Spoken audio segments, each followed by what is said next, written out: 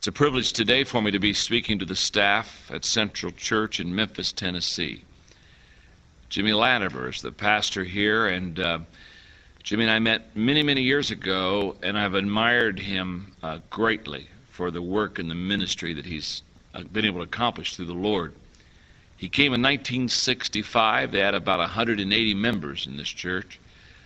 If you had been able to walk around with me and with Pastor just a few minutes ago and see their wonderful sanctuary and realize now they have 7,200 members, you would rejoice, I know, as you are on this tape with me, of what God has really done in Memphis, Tennessee through Central Church and through Pastor Jimmy. He's got a great staff. That's who I'm talking to today. It's great to be with you. And they were sharing with me with great excitement a moment ago about their prayer partner ministry program here. They have 24 staff that have prayer partners, at least 6, some many more. Pastor Jimmy has 65. He's the senior pastor. We were just kidding a moment ago and said that he needed more than the rest. And that's the truth. I can remember when I was senior pastor. In fact, Jimmy, I needed 120 for me. So you know, I was twice as desperate as what you are. But they were talking about how the ministry has been very effective, not only in this church, but this is a great, through Promise Keepers, this church became the catalyst of taking 200 of our partners in prayer books and sending them out through the Memphis community. And there are many, many churches that have become prayer partner ministry because of the emphasis here. And I just want to stop here long enough to encourage pastors, as you listen to this tape, I would encourage you, one, to have a prayer partner ministry in your own church because it will change your life. I was just in Dallas, Texas this morning doing a breakfast for about 600 pastors. And one dear brother came up to me and big tears in his eyes and said the prayer partner ministry had changed his life, his ministry, and his church. And he proceeded to talk to me about how the church was going down. He started prayer partner ministry, got the video, got the tape, and how he began to get people around him to pray. And he said it's turned around. His church is doing well. Well, that's what we're doing. We're in the business of making a difference, adding value to churches. And so I'm so excited to be in a church that really has developed prayer partners in this congregation. Tremendous missions church. Some of the staff just came back from Costa Rica, $600,000 a year budget. It's very exciting to see what God is doing in this congregation. They have the largest day care center in America. They're licensed for 800 children. Whoa. I'm not sure I'd want to be in the middle of that time. Like the old lady who had so many children, she didn't know what to do. I think wow, that's your daycare center here. So anyway, staff at Central Church in Memphis here, what a joy it is to be with you. What a joy to talk to you today on the subject, leadership paradoxes. You have your outline. And you that are listening to the tape, Enjoy Life Club members, I trust that this lesson will be a tremendous blessing to you too. And let me start off with a statement, and then we're going to dive right into this lesson because we have a lot to cover. Truth that seems contradictory is often the most crucial and difficult to understand. When once understood, it has life-changing potential. I received a letter recently from Kelly Carr, who's a senior pastor of a Baptist church in Greenville, Texas. And every day I get letters from pastors all over the country, and a lot of times ideas for the Enjoy Life Club. And so I put the letter in your notes, so let's start there. It says, Dear John, I've been a subscriber to the Enjoy Life Club since 1991, and I cannot tell you the difference it's made in my life and my ministry. Thanks so much for your wonderful motivational teaching. Here's an idea about a future Enjoy Life Club message. It might be helpful for some to be able to reconcile some of the paradoxes of Christian leadership. And then he listed a few of them. And very interesting as I read through this. He talked about the fact that in Matthew it says a leader must serve, but in 1 Timothy it says a leader must rule. Matthew again, it says a leader must be confident, but James tells us a leader must be humble. Mark teaches us that a leader must be a man of action. Luke says that a leader must be a man of prayer. A leader must have a strategy in Luke again, and a leader must submit to God's will in the book of James. And then he said, John, I see people take these paradoxical statements and emphasize one of them to the neglect of the other, and I do not believe that they are contradictory. I believe they're all found in Scripture. He said, timing is often the key to knowing which one to emphasize. That's a great statement, by the way. May the Lord continue to bless you and your ministry and raise up new and courageous generation of Christian leaders, your friend Kelly Carr. As I start this lesson, really the seedbed for this lesson on leadership paradoxes comes from the letter that Kelly sent to me. And so many times, in Joy Life Club members, you send me thoughts, ideas, quotes, lessons. Thank you very much. Kelly, thank you for this idea. I think there are two keys to unlocking these paradoxes. Let's get started. I think number one is timing. And Kelly mentioned that in his letter. I think there's a timing issue. And number two is context. I think when we look at all of these paradoxes and we understand them much better when we do this in light of where it is in context of whatever truth we're trying to teach. In fact, in a new book that has just come out that I've written entitled The 21 Irrefutable Laws of Leadership, I talk about one of the laws, which is the law of timing, that says when to lead is as important as what to do and where to go. And I think timing is very key in understanding some of the paradoxes of leadership. So I sat down and I began to write some of the paradoxes that I have found in the area of leadership, and I want to teach you 10 of them today. Number one, let's go. The first leadership paradox is that your best lesson is not your best lesson. Now, I'm going to read a statement, and then I'm going to take a moment and I'm going to explain this to you. Every speaker has a few candy stick sermons that are his favorites. Yet the sermon that is the best one for an occasion is the one that's relevant, not the one that's polished. The best word for an audience is a word in season, one that is most needed at that moment. Now, the reason I say that your best sermon is not your best sermon, your best lesson is not your best lesson, is we all have had those polished candy stick sermons. And yet, how many times I have preached something that God laid upon my heart that wasn't near as polished, wasn't near as strong as the good sermon, but it was the one that God really used. And again, you know, what does God do? He uses the simple things, doesn't he? How to confound the wise, the whole process. And one of the things I loved when I was pastoring was I loved the developing of sermons. I love to create and develop a sermon as much as I like to preach. I love to enjoy Life Club lessons. I enjoy getting the legal pad out and sitting down and doing the lesson. I enjoy the creating of the lesson as much as I enjoy the teaching of the lesson. But the problem in pastoring, obviously every pastor knows, is that I was on a pastor's week, which is Sunday, Monday, Wednesday, Saturday, Sunday. And you keep saying, whoa, Sundays come around. I mean, where did 2 or 3 of those days in the week go? It just kind of, we skip those, it seems like. And you get Sunday, it just keeps on coming, and you got to keep on putting out the sermons. And I think one of the frustrations of pastors many times is they kind of say, I never really get the sermon down. I really never get it polished the way I want to get it polished so that I can preach it. But the good news is your best lesson, your best sermon, is not your best sermon. The one that comes from the heart, the one that God births in you. John Wesley said, once in 7 years I burn all my sermons, for it is a shame if I cannot write better sermons now than I did 7 years ago. Isn't that great? How unlike the pastor who told me that he moved from church to church every 4 years. He hadn't put in 33 years in one church, Jimmy, and he moved from church to church every 4 years. And I asked him about it because he was in his like 20th year. He's in his 5th church, and he said, I have 4 years of sermons. And he said, I got them down. And he said, when I get to those 4 years sermons, I go to the next church. And he said, I preach those. And he said, what's great is, he said, 2nd, 3rd, 4th, 5th church. He said, I don't have to study. I don't have to work on any sermons because I've already got these sermons here. And he said, I can just go spend the time with the people. And he was kind of bragging. I'm feeling sorry for the people. I mean, can I tell you something? If you can still preach what you preached 10 years ago, if you can still preach the same sermon you preached 10 years ago, you're not growing. You're not developing. You're not learning. The Spirit of God is not breathing new inspiration and new truth within your heart.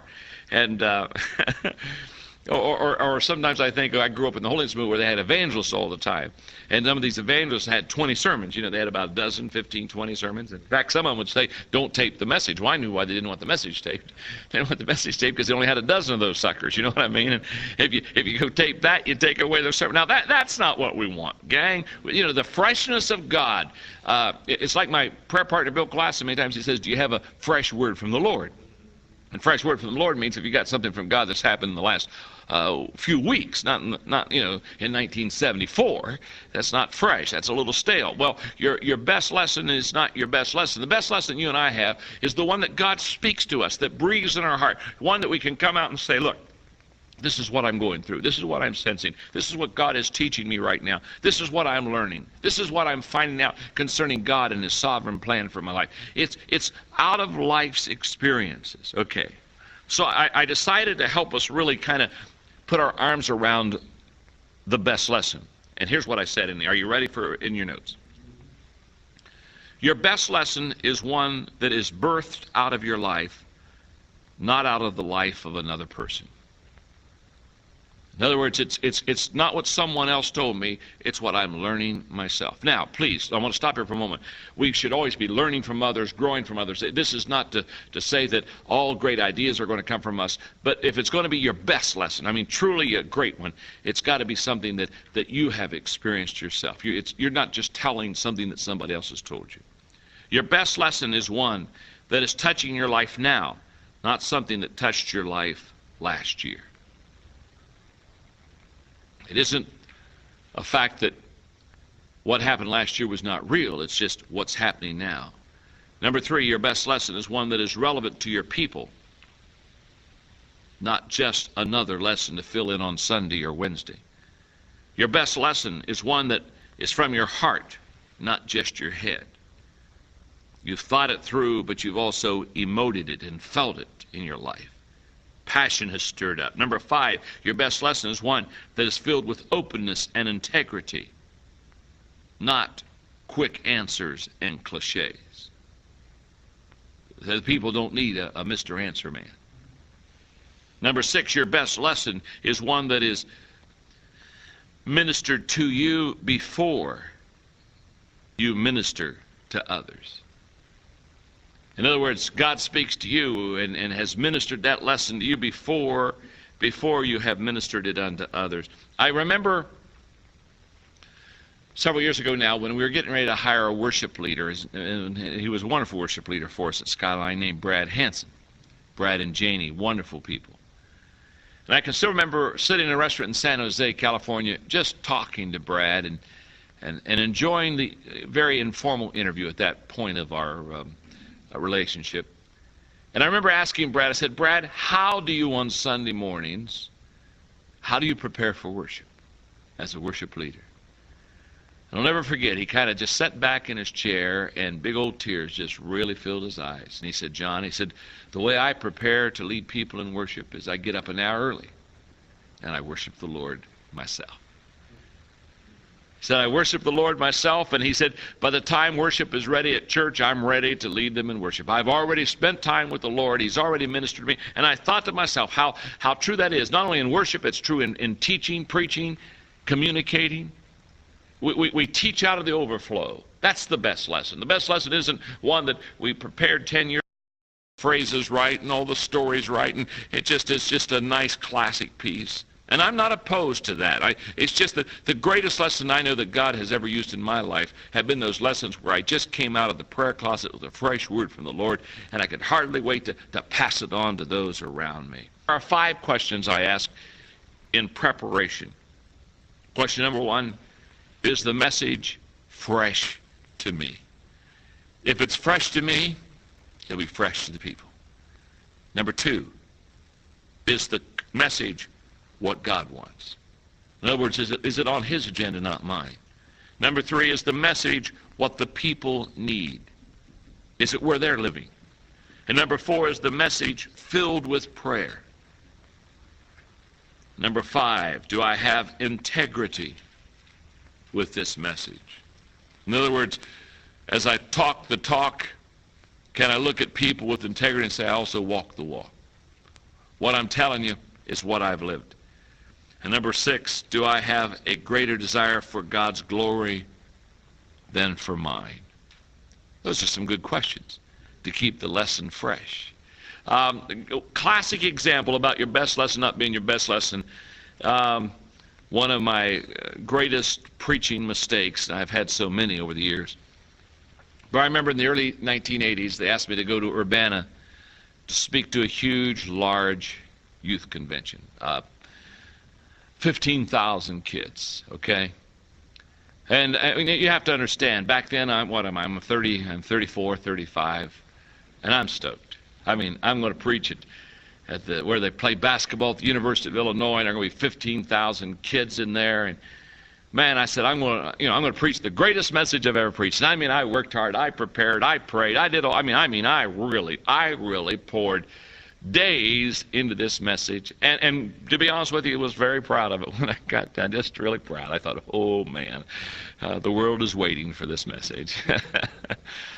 And I'll never forget the evening I was supposed to speak, kind of the keynote message for the evening. I was over in the Ramada Inn staying, and I decided to only go over right maybe 15 minutes before I was supposed to speak, so I could just keep my mind and heart on the message. And I really had studied and worked hard on it. I can remember so clearly in my prayer time that evening, God speaking to me and saying, John, in fact, what my assignment was to preach a message that gave the call to young people to respond to full-time Christian service. I was to be the person who really challenged them to answer the call of God on full-time Christian service. I can still remember that hour and a half before I was to preach that message, God spoke to me so clearly and shared with me a passage in 1 Corinthians about how that God uses the simple things and the base things to confound the wise. In fact, he said, John, I want to tell you what. I want to do an incredible work this evening. If you'll get up and read this scripture and for about 3 minutes just talk to your heart about people responding to the call to preach. He said, I have already spoken to their hearts. They're ready. You don't have to preach tonight. If you'll just read the word, I'm going to show you what I'm going to do. Now that disgusted me. I'm just being honest with you. Disgusted me. I'd like to tell you that I'm just godly and obedient and very quickly just do it. But I said, but God, I've got this 10-page masterpiece here. And for the next hour, I didn't pray. I just argued with God. And I can still remember, went over and took my masterpiece with me. And I walked out. And just in pure disobedience, I started preaching my, quote, best message. Now, I can communicate pretty well. I'm a pretty decent communicator. But I'm in about 3 minutes into this message, and I am in deep weeds.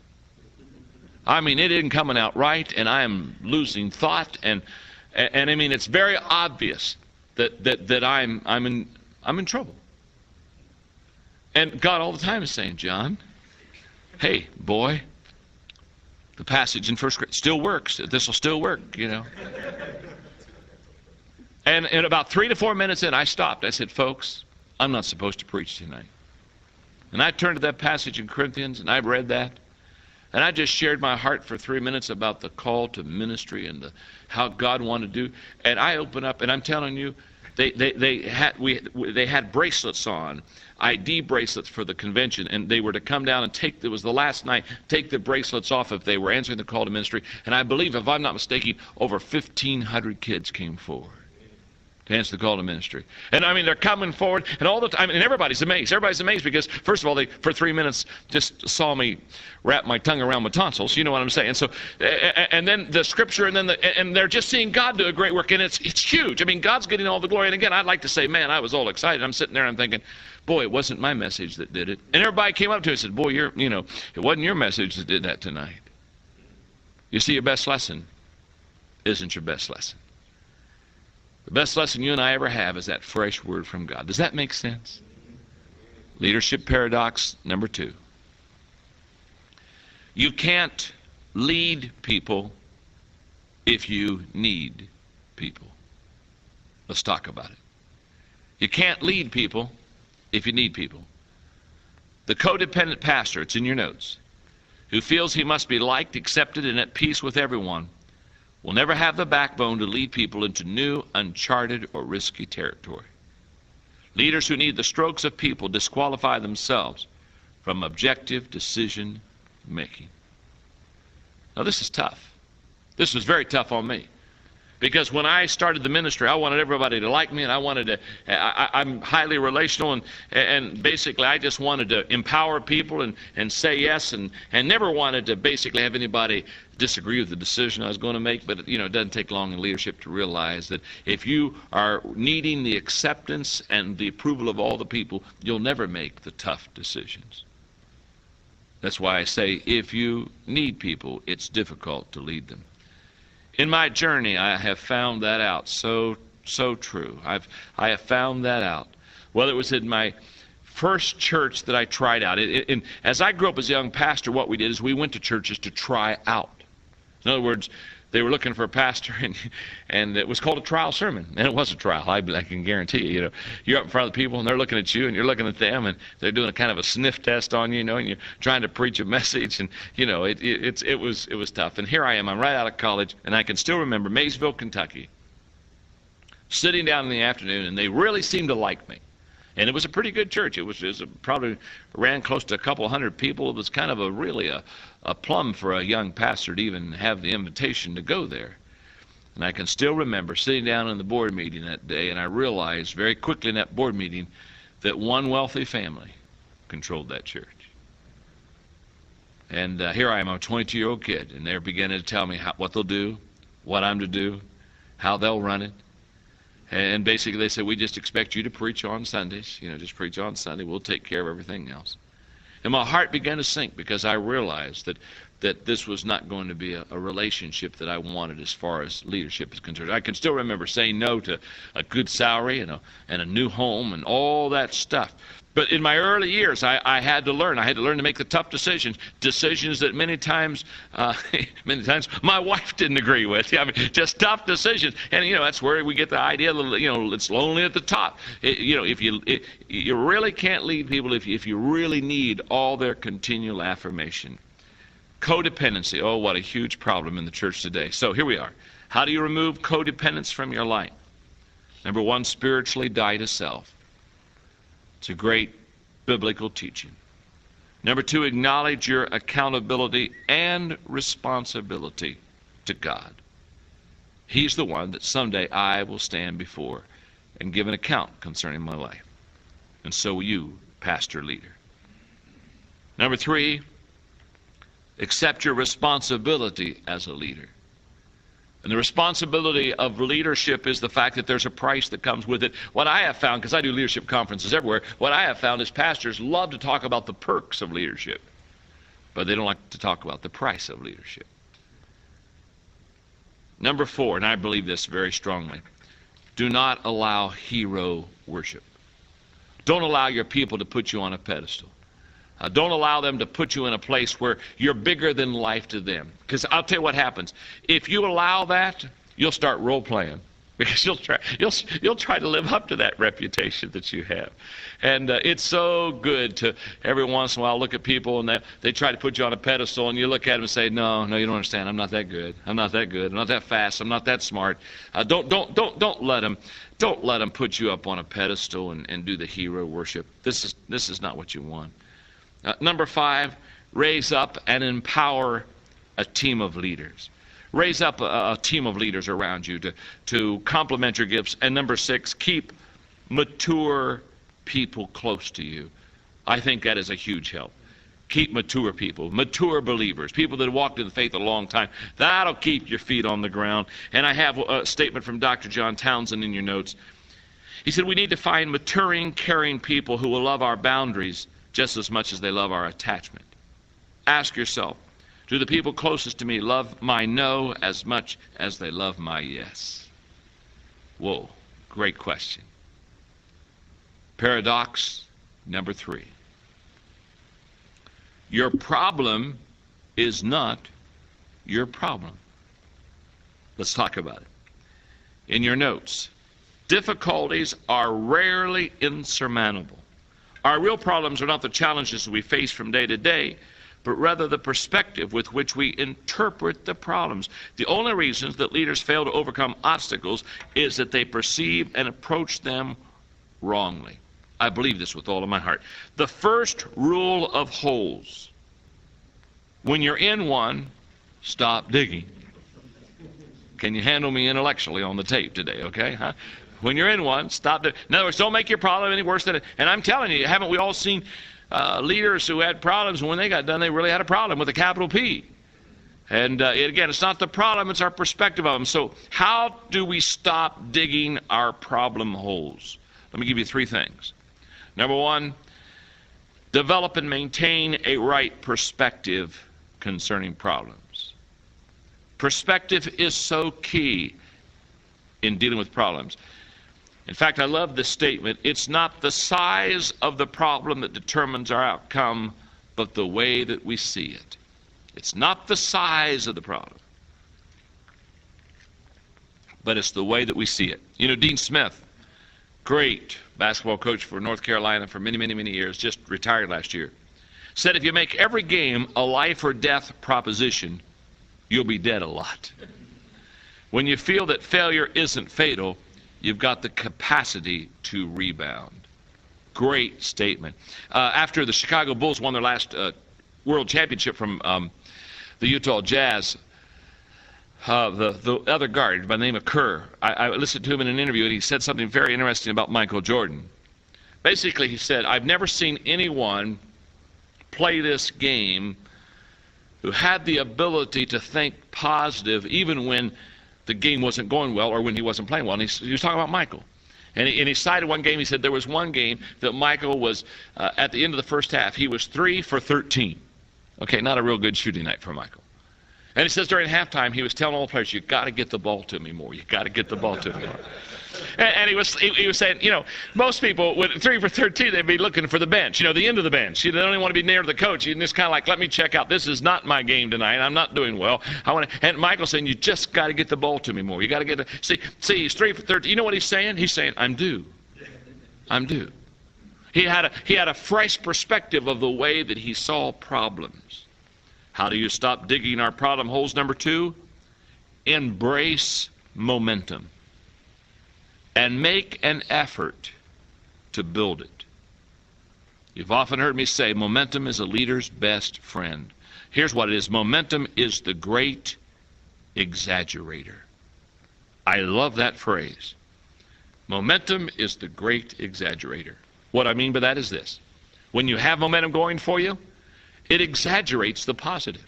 You know, when you have momentum going for you, people think you're better than you are. Isn't that right, huh?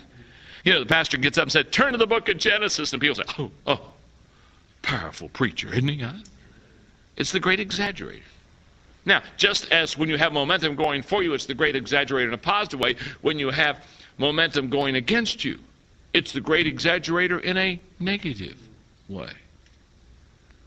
So it has the ability to make things look better than they are. It has the ability, it's a double-edged sword, to make things look worse than it is. So all leaders understand that. And so when they're in a problem, when they got a problem, what they do is they do their best to embrace momentum, because they know that momentum will take them through the problem difficulties of their ministry.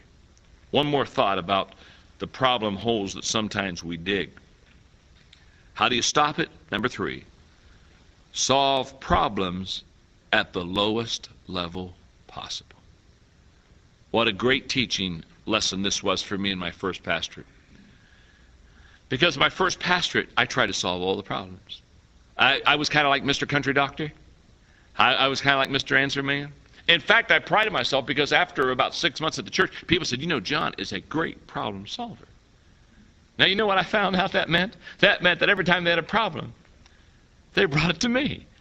And what I thought was a blessing was a curse. I mean, they're lining up, and they're asking me all kind of questions. And finally, I realized, John, the only way that you're ever going to get out of this problem hole that you're in is start letting problems be solved at the lowest level possible, not the highest level.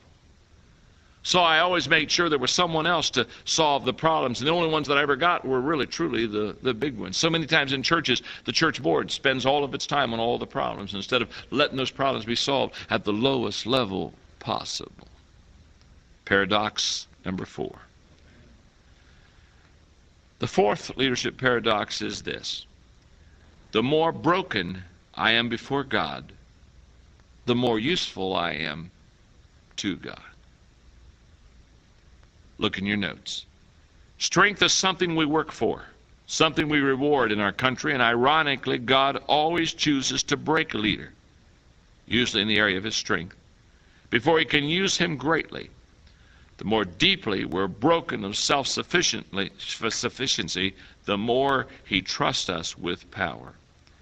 There are several Bible paradoxes. Kind of goes back to a little bit to the letter that Kelly wrote me in the very beginning of this lesson. For example, if I want to save my life, I must lose my life. If I want to be lifted up, I must humble myself. If I want to be the greatest, I have to be a servant. If I want to be first, I got to be last. If I want to live, I've got to put to death the deeds of the body. If I want to be strong, I got to be weak. If I want to inherit the kingdom, I have to be poor in spirit. If I want to reproduce, I have to die. Jesus said it so well. Unless a grain of wheat falls into the earth and dies, it remains alone. But if it dies, it bears much fruit. I've often talked about the secret of the Apostle Paul's life, which I believe is in Acts chapter 20, when he was saying goodbye to the elders at Ephesus. And when he looked at him, he said, I know that bonds and afflictions await me, but I do not count my life dear for the cause of Jesus Christ. You know what Paul said? Paul said, it's not going to be good tomorrow. In fact, I'm going to go die. But it was the secret of his life. The secret of his life is he didn't have to survive. Think about it. What are you going to do with Paul? Well, Paul, we don't like the way we're preaching. We're going to throw stones at you. Paul look at you and say, that's been done before. Well, we're going to put you in prison. Well, could I go back to Rome? I was in prison the last time there. I almost led the guy to the Lord when they let me out. Well, Paul, we're going to kill you. Would you please? I'm in this dilemma to be absent from the body, to be present with the Lord, and if you could just knock me off. What's the secret to Paul's life? He didn't have to survive. You see, the only people God ever is able to use is dead men. Most of us, we want Easter without Good Friday. And the paradox is amazing, that if God is really going to use us, he has to break us first. Because here's the difference. If we're going to be a leader, we'll be broken. Either we'll let life break us, or we'll let God break us. But there's a major difference. If we let God break us, he breaks us in all the right places. And God uses that broken and that contrite spirit. Please stop the tape at this point and go to side 2 for the continuation of Leadership Paradoxes.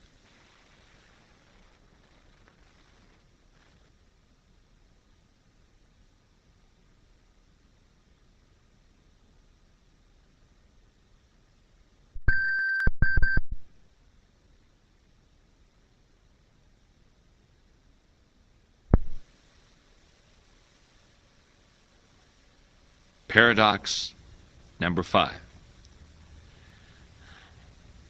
Your success today becomes your failure tomorrow. We really need to talk about this. Look at your notes. Oh, how we love success.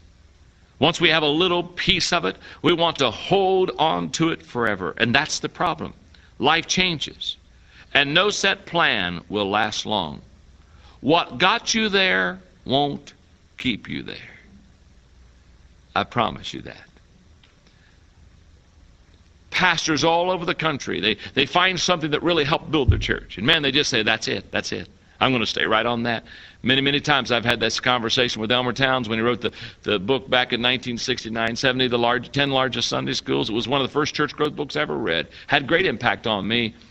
But if you look at those 10 largest Sunday schools books down, you'd find none of those Sunday schools are dynamic. None of those churches are greatly dynamic across America. What happened? I'll tell you what happened. They grew on a wave of, I don't know, the bus ministry or something. They grew on a wave, and that wave passed them. But they're still on it, man. They're still on it. You know what they're saying? They're saying, if it gave me success yesterday, it'll give me success today. And that's not true. In the process of changing, we can never stay on the same wave and have it continually grow our ministry. That's why I put in your notes, in dynamic times, that's the times that we live in right now, of ambiguity and change, success can't be engineered by how-tos. Instead, the chances of success only increase to the degree that individuals cultivate the right who-tos. A who-to is someone who thrives in ambiguity and capitalizes on turbulence and masters crisis. In other words, in times of great change, it isn't a method that's going to do it for you. It's a leader that's going to do it. The reason I have a passion to raise up leaders is because leaders understand what managers don't. Management, see, is based on the thing that on the whole principle that things never change. Leadership is based on the principle things always change. And so leaders, they're very comfortable with change. And people ask me all the time, they'll say, John, they've heard me do the lecture that from 1969, when I started the ministry, up to 1998, almost a 30-year period of time, the church has gone through 9 major changes. So all the time I'm asked, what's going to be the next major challenge for the church? What's going to be the next major change? And I say, I don't know. But it's okay, because a leader is very comfortable with the fact that they realize when it comes, they'll have answers. When it comes, because they're a leader, they'll forge a way. They'll find a way for their team, for their organization to succeed.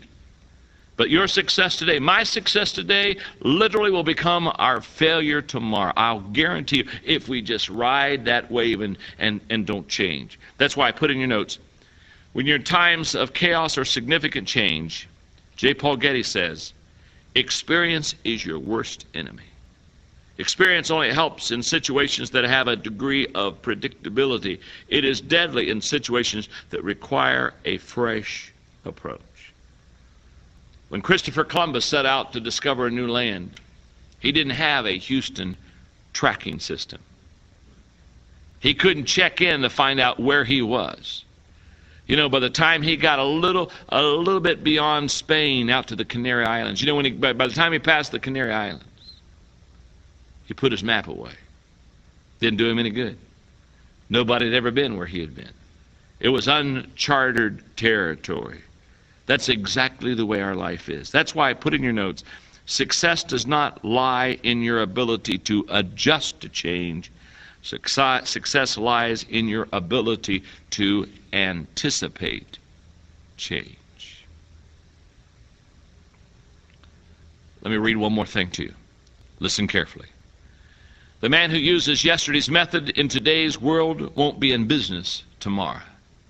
A traditionalist is simply a person whose mind is always open to new ideas, provided that they are the same old ones. There are people who not only strive to remain static themselves, but strive to keep everyone else so. Their position is almost laughably hopeless. As leaders, we need convictions to keep us focused, but creativity to keep us relevant. Now, do you see the tension?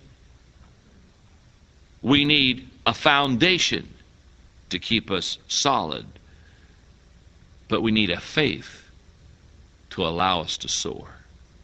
There's a tension there. Not either or, both and. Your success today has high probability of becoming your failure tomorrow. Paradox number 6. The more a leader empowers, the more that leader gains power. In other words, the more that as a leader we give away in the area of power, the more we receive. That's why I put in your notes, this is an irony. The more a leader gives his power away to others through encouragement, belief, and resources to help them succeed, the more he gains power with them and ensures his own success. You cannot give away love or power without gaining it in return. A couple of years ago when I spoke for Walmart at their headquarters were these words underneath the building where the employees went for their weekly motivational talk. Through these doors pass ordinary people on their way to accomplishing extraordinary things. The empowerment principle is all over Walmart. And empowerment has 3 related variables. I'm going to kind of just dive into empowerment for a moment because it's such an important principle that we need to get under our belt. The 3 related variables of empowerment, number 1 is wisdom. In other words, knowing what to do. Number 2 is what I call will, the discipline to do what needs to be done. And thirdly is wherewithal, the resources, and the permission to do it. And that wherewithal is the empowering part of a person's life.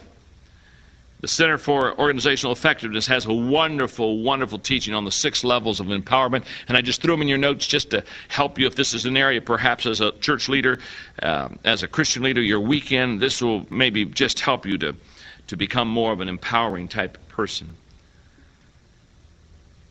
If you go down to the bottom at level 1, you'll see that it's the least empowering. That's where you say, look into it, report, and I'll decide what to do. Then level 2, as I'm moving up the page, look into it, report alternatives, pros and cons, and your recommendation. Level 3, look into it, let me know what you intend to do, but don't do it unless I say yes. Level 4, look into it. Let me know what you intend to do, and do it unless I say no.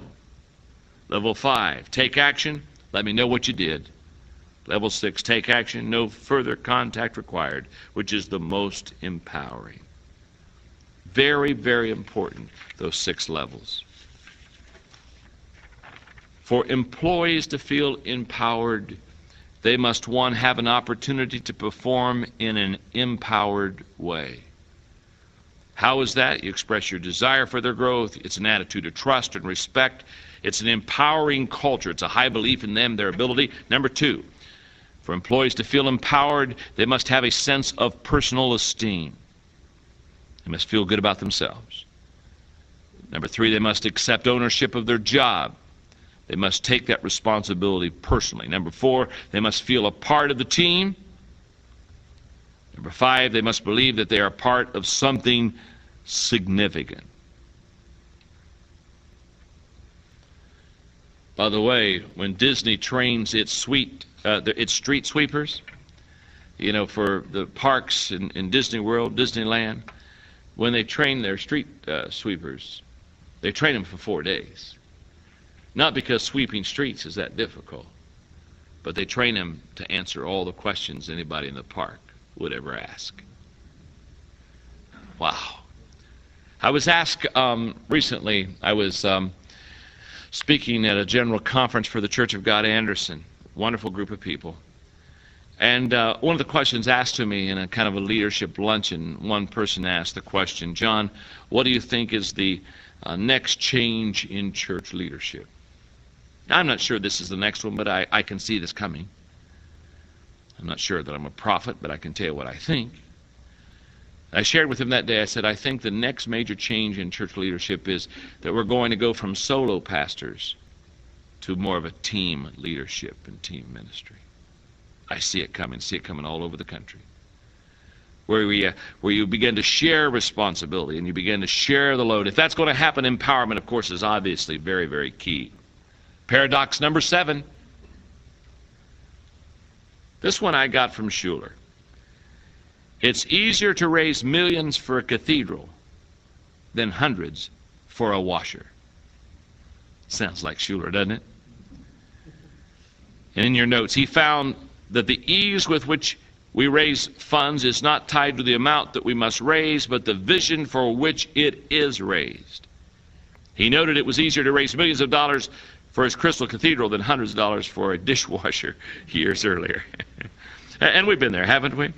Now, I have a great love. On this paradox of leadership, of raising dollars, I have a great love to help pastors. And the reason is because in stewardship, clear back in my early days in Hillham, Indiana, after I'd been in the church for 7 months, I said, I've got to have a stewardship month. I've got to teach these people stewardship of giving. I began to think the other day, for 25 years of pastoring, I did a stewardship month every year in the 3 different churches I was privileged to lead. So the other day I got to thinking, I wonder how many new tithers I was able to challenge and raise up. And at the best of my estimation, probably over 5,200. 5,200 people to learn the great joy of tithing. And it's such a joy to me to watch people begin to understand stewardship. And when I hold stewardship seminars, and I've held many of them in the past, and taught thousands of pastors how to raise weekly giving into their own churches, one of the things I tell them is the fact that if you're just going to paint the restrooms, you're not going to get a lot of money. I mean, people do not get challenged and say, oh my goodness, I've got to give sacrificially so we can paint the restrooms this year.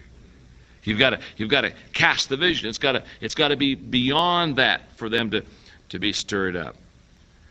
And so, several years ago now, 7 years ago, we began Enjoy Stewardship Services, which helps pastors all over America raise dollars. I'm so excited about what's happening. I mean, God is blessing us in an unbelievable way. We, in 1998, are going to be able to help churches raise about $150 million this year. And I have a goal, and that is by the year of 2000, I just shared this goal with Dave Sutherland, the president of Enjoy Stewardship Services, the other day, to raise $1 billion for churches across America. And my goal is by 2005 is to raise $1 billion a year for churches in America. And God's so good to me. The other day I was talking to Dave about this. Boy, it was pretty amazing, our conversation of where we're going and how we're partnering with churches, because we do more than help them raise dollars. We partner. We come in and we help them. And I was talking to David. He gave me this letter. He said, John, he said, this is what we're all about. Now, this is from a pastor in Waterloo, Iowa. You've probably never been to Waterloo. You probably don't want to go to Waterloo, Iowa. Napoleon didn't want to go to Waterloo, I tell you that. And he's a young kid. He's a young preacher named Matt Payne. He pastors the Waterloo Church of Christ. And I'm just going to read a couple paragraphs in this letter. He talks about the fact that they just finished their stewardship campaign entitled Forward in Faith.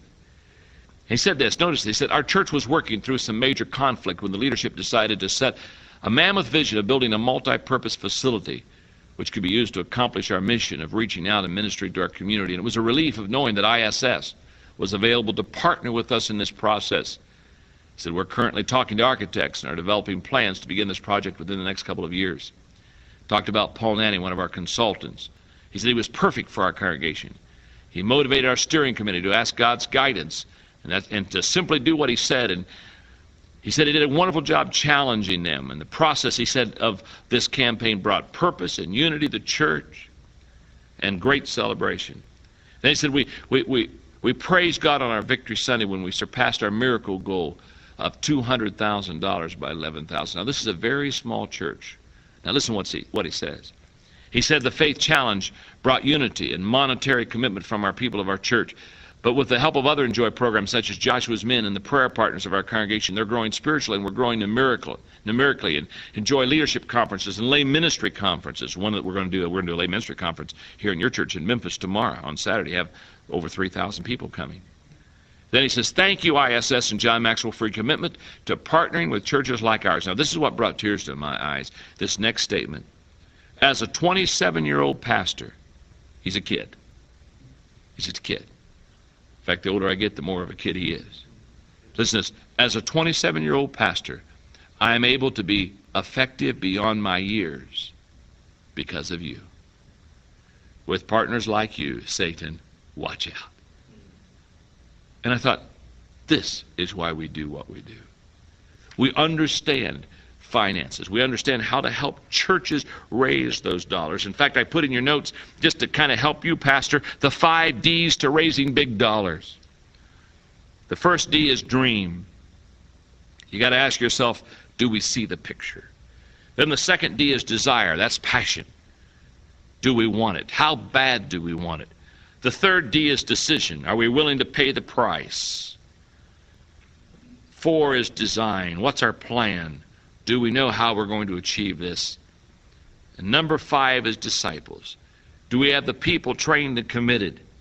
Do we have the people to achieve this? And when you put all those 5 D's together, the dream, the desire, the decision to go forward, the design, the plan, the disciples, the people in there, all that will equal the dollars that'll make up a difference in your life. And again, because there are thousands upon thousands that listen to this tape, if you're going into a building program, if you are Desiring to retire debt. I've got the Enjoy Stewardship Service number. Please call us. Please let us partner with you. If you're just thinking about going into one, let us help you. Let us plan with you. We got Enjoy Management Services that help you with an architect and help you with land. We want to take pastors through that. I can still remember my first church in Hillham in my first building program. You know, my first building program, we only needed $85,000.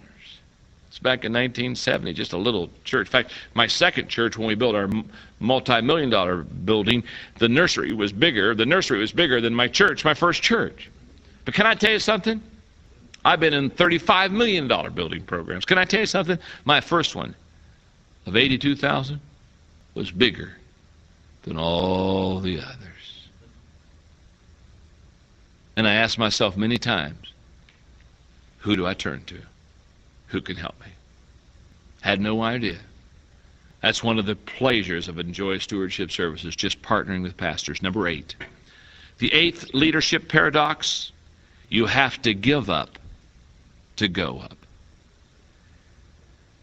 Leaders don't gather for themselves, they give to others.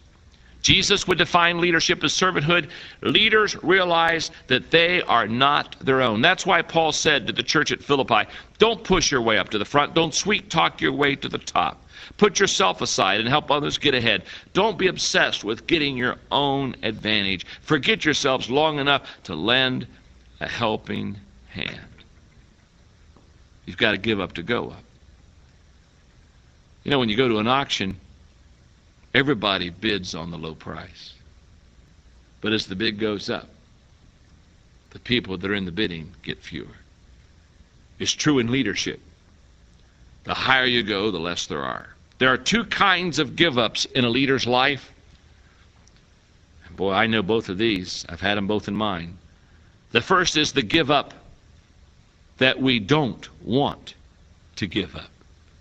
Have you ever had that one?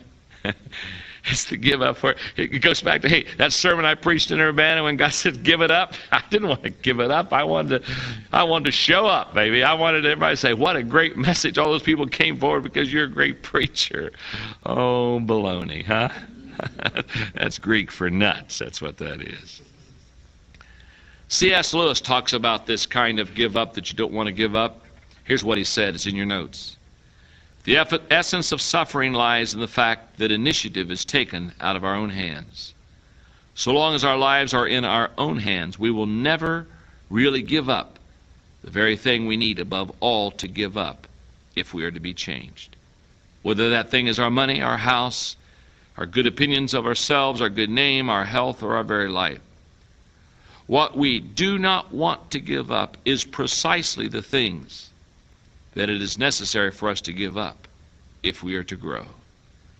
And we would never do so unless we were thrust into it of necessity by some other. Have we not all had our Jacob and God wrestling matches? Been there, done that. There's the give up that we don't want to give up. And number 2, there is the give up that we are willing to give up.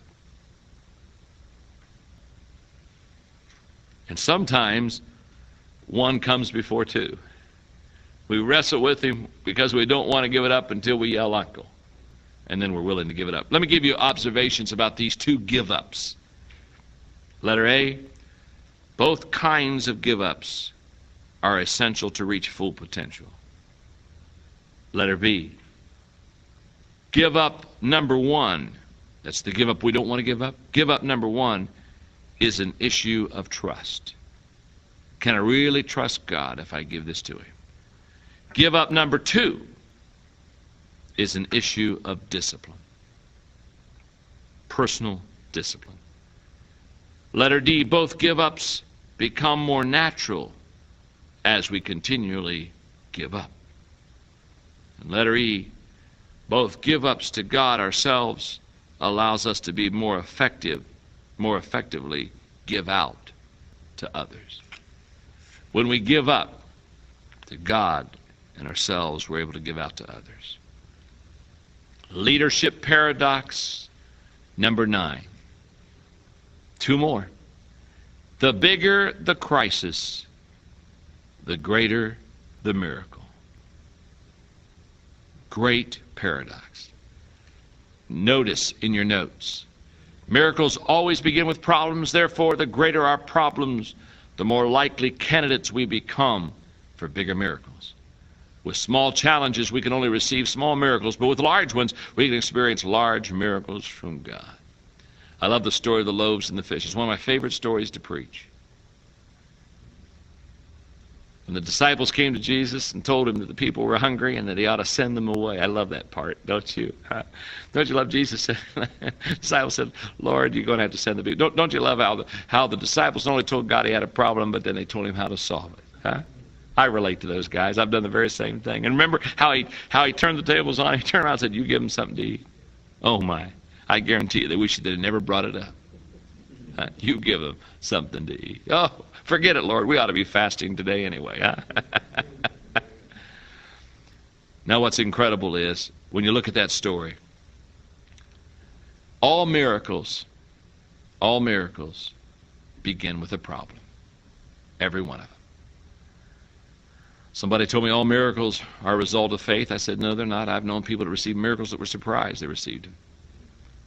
Some people say, well, that's prayer. No, I've known people that didn't pray at all and got a miracle. I will promise you this, the foundation of all miracles is a problem. Every miracle begins with a problem. So, you know what the good news is? Enjoy Life Club listener. You may be listening to this card in your tape. You may be sitting around with your staff, listening to this together as a staff, as you do on a monthly basis, to teach leadership to your crew. I don't know where you are, what you're doing right now, but here's the good news is if you've got a problem, you are a candidate for a miracle. If you got a big problem, you are a big candidate. I mean, you're a huge candidate for a miracle from God.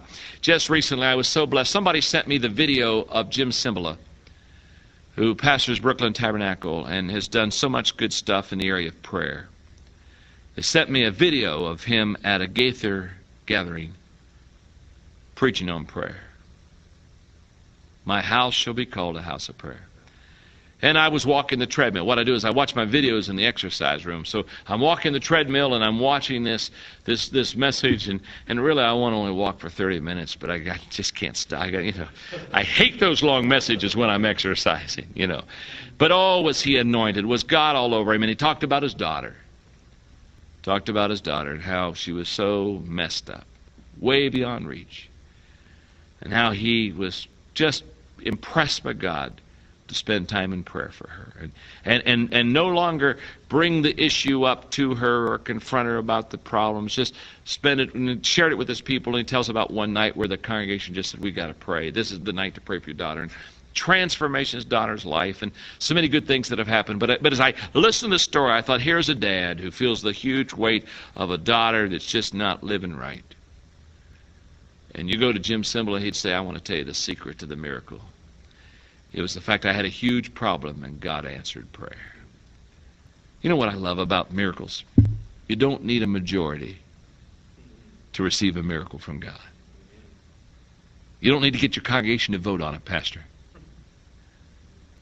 The Word of God says where 2 or 3 are gathered together. That's where I am. Keep encouraged. In fact, I stop here just long enough. I'll get to the last paradox in a moment. I stop here long enough because I know many Enjoy Life Club listeners, you get this tape for leadership. But I want you to be encouraged. I want you to sense right now love and care, because I know all the stuff that you go through. No matter what you're going through right now, keep encouraged. Don't let the evil one defeat you. Do not let the situation, the circumstances overwhelm you. The bigger the crisis, the greater the miracle. Pastor, if you're in financial needs in your church, you're a candidate for a miracle from God. If your church is not having spiritual growth in the body, you're a candidate for a miracle from God. One more paradox, number 10. The last leadership paradox, and this one really does grab me, is that God would use me to lead others.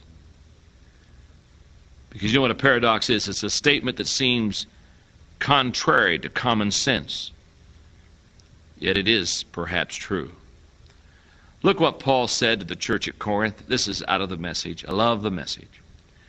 Take a good look, friends, at who you were when you got called into this life. I don't see many of the brightest and the best among you. Not many influential. Not many from high society families. Isn't it obvious that God deliberately chose men and women that the culture overlooks and exploits and abuses? He chose these nobodies to expose the hollow pretensions of the somebodies. That makes it quite clear that none of you can get by with blowing your own horn before God. Everything that we have, right thinking and right living, a clean slate and a fresh start, comes from God by way of Jesus Christ. That's why we have the saying, if you're going to blow a horn, blow a trumpet for God. Isn't that good? Huh? The Brooklyn Tabernacle, I have one of their CDs. I love worship music, so I've got 6 CDs in my car. I know they're all worship. The Brooklyn Tabernacle sings this song, if God can use anything, Lord, you can use me. If you can use anything, Lord, talks about the rod, and it's a wonderful song. But if you can use anything, Lord, you can use me. When I think of the calling of my ministry, the gift of leadership that God's given me, my background, the opportunities, my relationships, I tell you today, I am a debtor. Every good and perfect thing comes from God. So my response to God's goodness to me, number one, I want to do what I can. In other words, I want to give it my best shot. But number two, and here's a paradox. I want to do what I can't.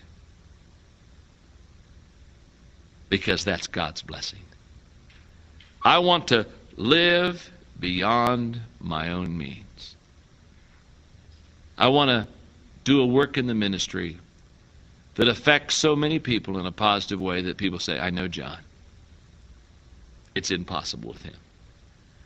Because I believe it's when we let God fill us and work through us that he takes us to a level way beyond anything that we could ever do ourselves until he gets the glory for what's happening. Let's pray. Father, I am so grateful that you would allow me to be at Central Church in Memphis, Tennessee. Thank you for Pastor Jimmy Latimer. Thank you for the witness of this. I'm very grateful today that you would allow me to spend an hour with Enjoy Life Club members, men and women who want to make a difference. I would ask that 2 or 3 of these thoughts that I've given today will be just what was needed. Them as a better spiritual leader, to help them to grow as a Christian, to help us to be the men and women of God that you see in us. And God, it would be great when life is over on our tombstone if it would be said that he or she did what they couldn't. May you continue to be the Lord of our life in such a degree that we do truly live beyond our means. So may the blessings of God the Father, the unconditional sacrifice of Jesus Christ, and the continual encouragement of the Holy Spirit be yours today and forever. Amen.